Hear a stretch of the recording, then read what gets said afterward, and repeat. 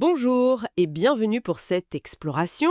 On plonge aujourd'hui dans une étude universitaire assez intrigante publiée sur Congo Virtuel.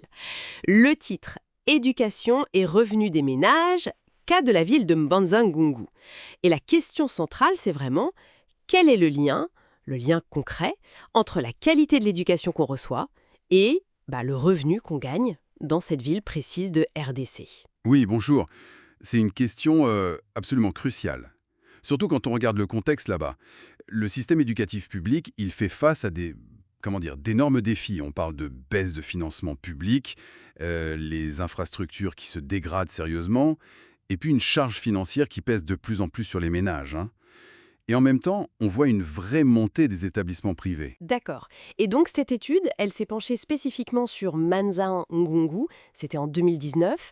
Ils ont interrogé 111 personnes, des gens qui avaient un niveau d'études supérieur et qui exerçaient une activité rémunérée. Notre mission aujourd'hui, c'est un peu d'extraire les conclusions clés de leur analyse économétrique. Alors, décortiquons ça ensemble. Ce qui frappe d'abord, je trouve, c'est ce que l'étude a trouvé non significatif. Parce que, contrairement à ce qu'on pourrait attendre, le niveau d'études atteint par la personne, donc la variable EDUC-IN, ou même celui de ses parents, EDUP-UP, ça n'avait pas d'impact direct statistiquement significatif sur le revenu. Du moins, dans le modèle final qu'il présente. Oui, c'est vrai que c'est assez contre-intuitif comme résultat. L'étude, elle suggère plusieurs pistes pour expliquer ça. D'abord, il y a peut-être une perception de la qualité des diplômes qui est jugée assez faible, et ça réduirait leur valeur sur le marché du travail.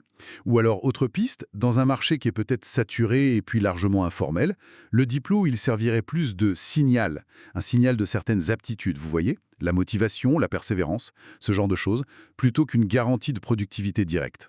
Et puis, il y a aussi le fait qu'aujourd'hui, le diplôme n'ouvre plus automatiquement les portes de la fonction publique, comme c'était peut-être le cas avant. Ça joue aussi sans doute. D'accord, très clair. Alors, si ce n'est pas le niveau d'études en tant que tel, qu'est-ce qui influence le revenu à Mbanza-Ngungu d'après cette étude? Trois facteurs ressortent assez nettement. Premièrement, l'expérience professionnelle, la variable XPI. Oui, tout à fait. L'expérience, elle est apparue comme un facteur positif et significatif, très clairement.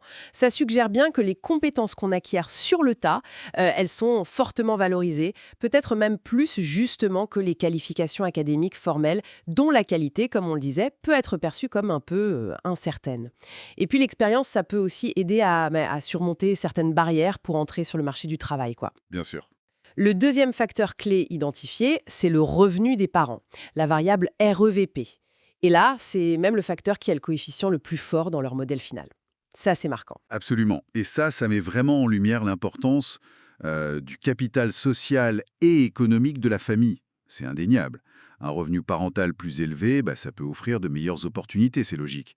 Que ce soit via les réseaux de connaissances, l'accès à des postes qui sont plus valorisants, ou même simplement la capacité à financer le démarrage d'une activité, par exemple.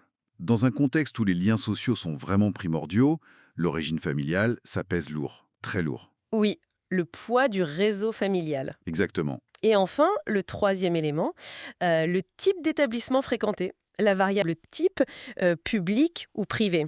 Ça aussi, ça s'est avéré significatif. Tout à fait.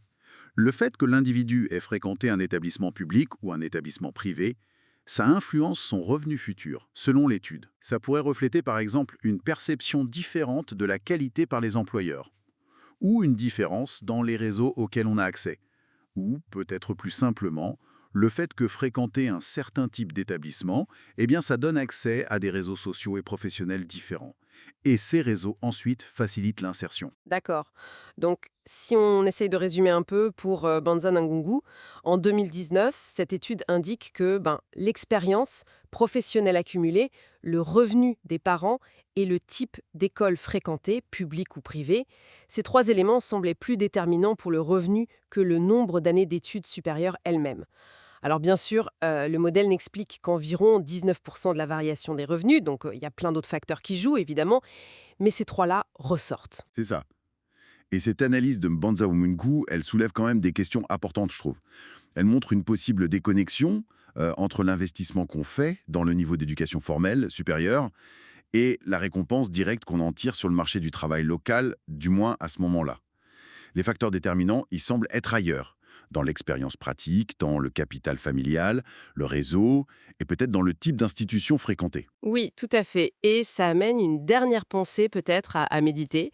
Si les diplômes supérieurs ne sont pas directement valorisés économiquement sur le marché du travail, comme semble le suggérer cette étude pour ce cas précis, quelles sont, au fort, les incitations réelles à poursuivre de longues études, au-delà, bien sûr, de l'enrichissement personnel? Et surtout, quelles implications est-ce que ça peut avoir pour le développement à long terme du capital humain et puis de l'économie dans cette région, et peut-être même ailleurs? Voilà, de quoi réfléchir un peu après cette exploration. Merci beaucoup de nous avoir rejoints aujourd'hui.